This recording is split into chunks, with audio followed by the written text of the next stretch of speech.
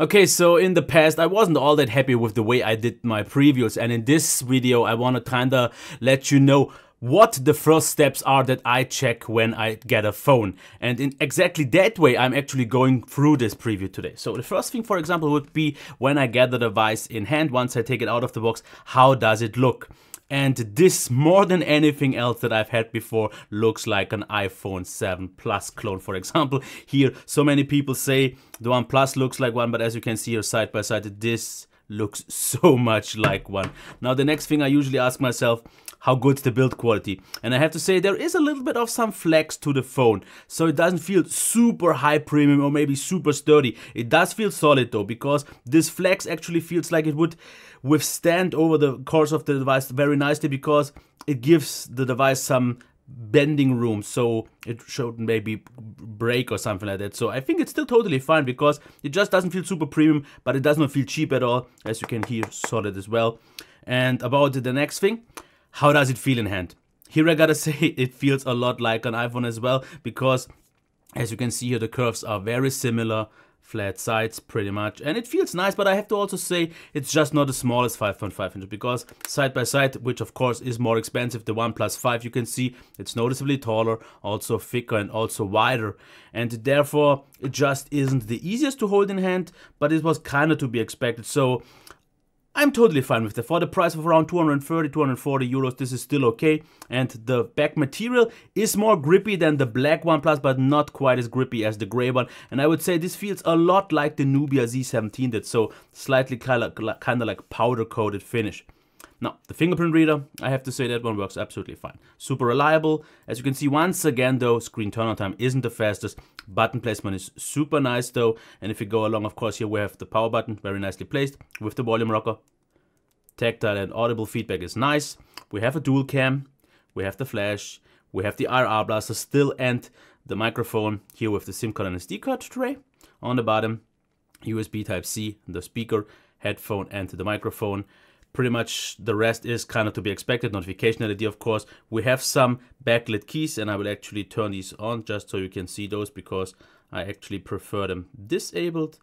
But just so you can see them, they are there, and they light up quite okay. You can of course change the siding and so on.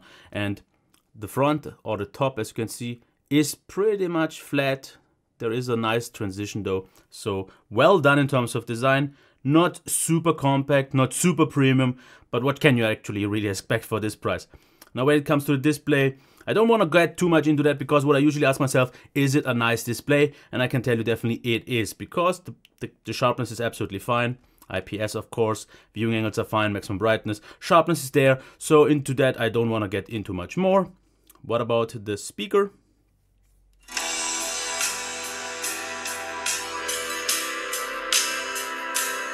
Just as a real quick preview, totally nice. It sounds quite actually decent, quite rich, not thin or something like that. Has some quite nice immersive sound. For, of course, a button firing, so don't expect too much. But it is actually quite loud, which is really nice to see. Headphone jack I haven't tried yet, but I'm pretty sure, I'm used to all the Xiaomi phones, it should be quite a good one. So the next thing I ask myself, how's the performance? And here I have to say, after using this for like 2 hours or so, I'm not fully blown away from the 625. I've seen this chip already performing a little bit more lightweight, because don't get me wrong, it is still, as you can see here, very lag free and mostly smooth.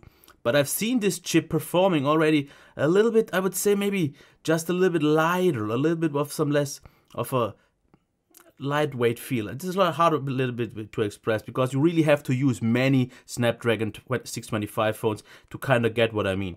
Very lag free, or at least usually in most cases if the app isn't the issue, and no real complaints. But there is some little bit of improvement still there.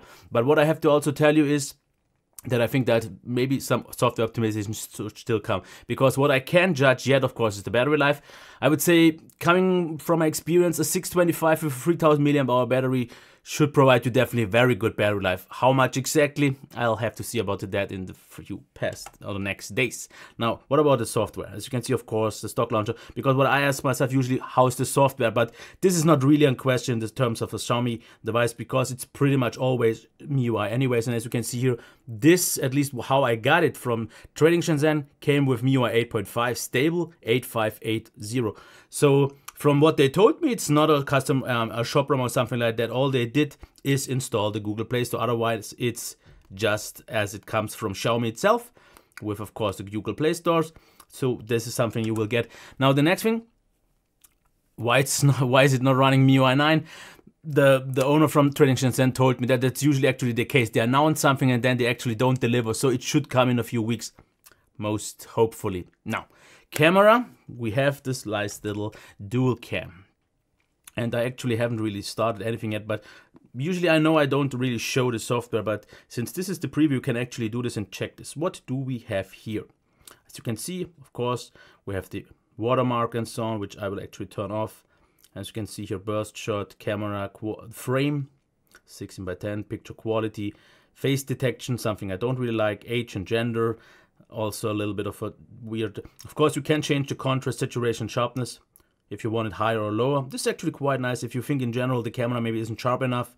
And then, of course, we have some other things like, for example, modes, panorama, timer, audio, manual, straighten, beautify, group selfies, tilt, shift, and square, and with HHT. So I will get into that a lot more definitely in the next few days. Of course, camera, what actually does it offer? Let's quickly check that. We definitely should have 4K, which we have.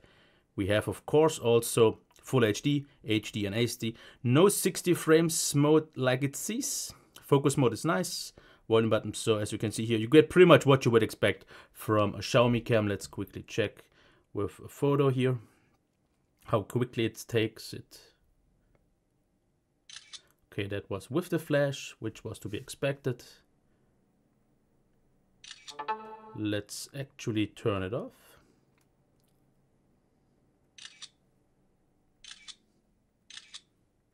So the camera seems fine in terms of shutter lag and so on. So I definitely need more time to test it.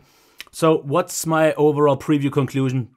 Okay, for about $230, what do you get? You get a quite nice build quality for sure. Still, after all, feels nice. Just not super compact, but after all, is it a 5.5 incher, which is something that Xiaomi doesn't really offer in this kind of device, because actually this is a little bit of a weird thing, because we have the Xiaomi Redmi Note 4 that I reviewed so many times and it got a lot of praise from me. But even though I have to say, I'm just seeing a lot of other threads where people talk about this, and from what I've heard, the newer versions of the Xiaomi Redmi Note 4 seem to kind of suffer in terms of parts quality. They kind of tend to use cheaper quality displays, cheaper quality lenses and so on, which is a little bit of a weird thing just to cover the cost. And that one is with about 130 euros.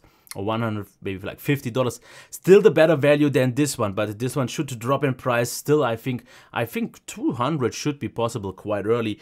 But this is more of a phone if you want a little bit more stylish, more iPhone looking like Xiaomi Redmi Note 4, because the qualities of the display will be very similar. I guess in the end the performance should also be there, because right now I think it's not quite where the Note was yet. Of course the Note 4 is noticeably thicker though, with a 4100 mAh battery, but this one has about, I think, 3080. And it will have like maybe 20-25% less of battery life, which still I don't think will be any concern, because you should get, like, I would say, I don't want to really get any numbers out yet, but definitely a very good battery life, so I don't see this to be an issue. The speaker actually sounds a little bit of better, higher quality.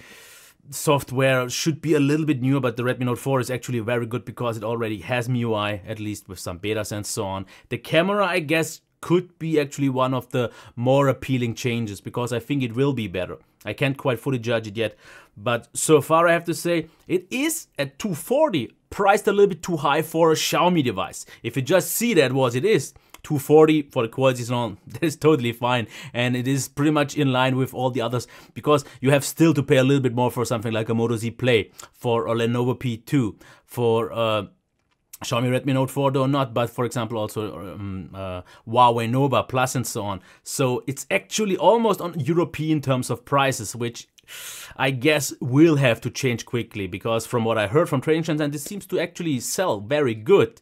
I guess because a lot of people like the more fashionable design. The Xiaomi Redmi Note 4 wasn't really a device for everyone, because it was for someone who wants just great value, who wants the job getting done, but it wasn't maybe the most elegant phone anymore. This maybe is.